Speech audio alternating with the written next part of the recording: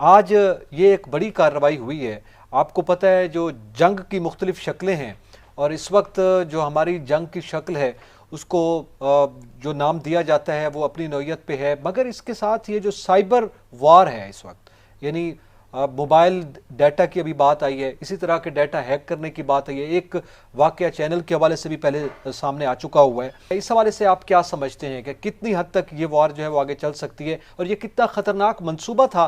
देखिए नकी साहब, मैं आपको अर्ज़ करूं कि अब जंग की शक्लें मुख्तलिफ हो गई हैं।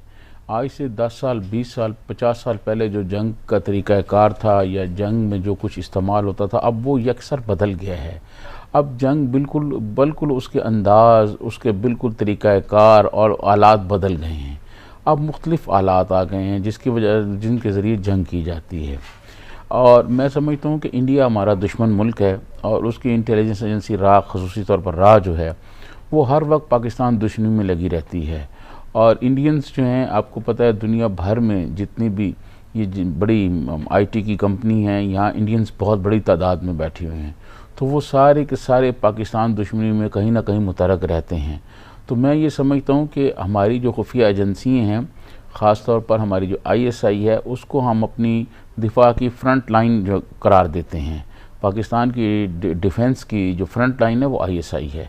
मैं समझता हूँ कि हमारी खुफिया एजेंसी जो है वो हर वक्त तैयार रहती हैं भारतीय साजिशों का मुकाबला करने के लिए, भारतीय अज़ाइम को नाकाम बनाने के लिए।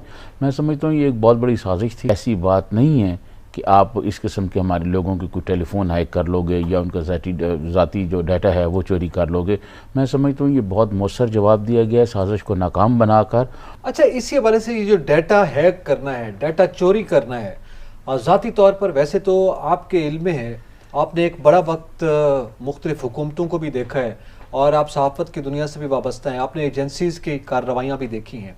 मुल्क की मफादात, नेशनल इंटरेस्ट के हवाले से मुख्तलिफ एजेंसियाँ मुख्तलिफ ममालिक में अपना किरदार अदा करती हैं और अपने ममालिक को डाटा फराहम करती हैं, मगर ये ज़ाती डाटा हैक करके देना ये एक घटिया नौयत का काम था जो कि किया गया है रा की जानिब से। इससे क्या हासिल करना चाहते थे, क्या हदफ क्या हो सकता है? देखें, मैं आपको अर्ज़ करूं कि पाकिस्तान को नुकसान पहुंचाने का कोई मौका जो है ना, वो इंडिया खुफिया एजेंसी रा और इंडियंस के बाकी जो लोग हैं या उनकी बाकी जो एजेंसी हैं वो हाथ से नहीं जाने देते। वो जहाँ भी कोशिश करते हैं पाकिस्तान को कोई नुकसान पहुंचा सकते हैं, वो भरपूर कोशिश करते हैं, लेकिन पाकिस्तान की जानिब से भी उनको भरपूर जवाब दिया जाता है। देखें, मैं आपको अर्ज़ करूं कि हम पाकिस्तान को बने हुए 72-73 साल हो गए हैं। हमने 72-73 साल में सिर्फ इंडिया को ही देखा है और इंडिया की जो दाव पेच है उनका ही जवाब दिया है। तो मैं समझता हूँ कि अब दुनिया बहुत तब्दील हो चुकी है। अब जो है हम बहुत कुछ सीख चुके हैं और इंडिया को हर महाज पर जवाब देने के लिए हम तैयार हैं। अच्छा, इस तरह की जो कोशिश की जाती है कि वो बिलखसूस हमारे अस्करी हुकाम की और अहम शख्सियात का डाटा हैक करने के बाद यकीनी तौर पर उनका कोई हदफ होगा, वो कुछ मालूमात जो है ज़ाहिर है चोरी करके कोई ना कोई नुकसान पहुंचाना चाहते होंगे। मगर इस वक्त जब हम साइबर क्राइम की बात करते हैं जिसके तहत ये कार्रवाई की जाती है उसको क्राइम कहा जाता है, इसी तरह जो ये कार्रवाई की जाती है ये भी आज बेनकाब हुई है, इसके क्या असरात मुरतब हो सकते हैं आलमी सतह पर? देखें, मैं आपको अर्ज़ करूँ कि हम हर सतह पर, हर जगह पर इंडिया का हर वार नाकाम बनाने के बाद हम आलमी दुनिया को ये बताते हैं कि देखें इंडिया क्या कर रहा है, इंडिया क्या नुकसान पहुंचा रहा है। और ये मैं आपको अर्ज़ करूं कि हमारी तो, क्योंकि इंडिया हमारा दुश्मन है, वो करता रहता है, ये दुनिया भर के ममालिक के दरमियान इसी किस्म की महाजाराई जारी रहती है। आपको याद होगा सदर ट्रंप ने चाइना की कई कंपनियों को जो है उस पर बैन किया हुआ है और उनके दरमियान एक महाजाराई चल रही है।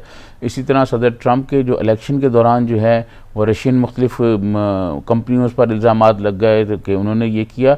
ये तो चलता रहता है ये, लेकिन इसके लिए जवाब के लिए तैयार रहना ये एक बहुत बड़ा, मैं समझता हूँ, कारनामा होता है ताकि हमारे मुल्क को नुकसान ना हो। किसी किस्म का कोई डाटा, देखें ये जो हमारे अहम लोग हैं इनके अगर पर्सनल डाटा चोरी हो जाए तो कोई नुकसान हो सकता है मुल्क का, तो उसको बचाने के लिए हमारी एजेंसियाँ जो हैं वो तैयार रहती हैं।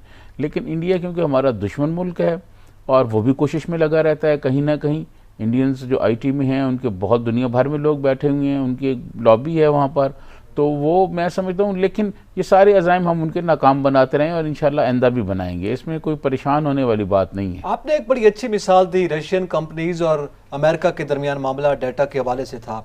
चाइना और अमेरिका के दरमियान भी डाटा और मालूमात की शेयरिंग के मामला चलते रहे। उस पर पाबंदियां लगाई गई अमेरिका में कुछ इस नौयत के इल्ज़ामात लगाकर, और आलमी सतह पर जो है वो इकदाम किए जाते हैं और वो आलमी सतह पर उसको जस्टिफाई समझा जाता है।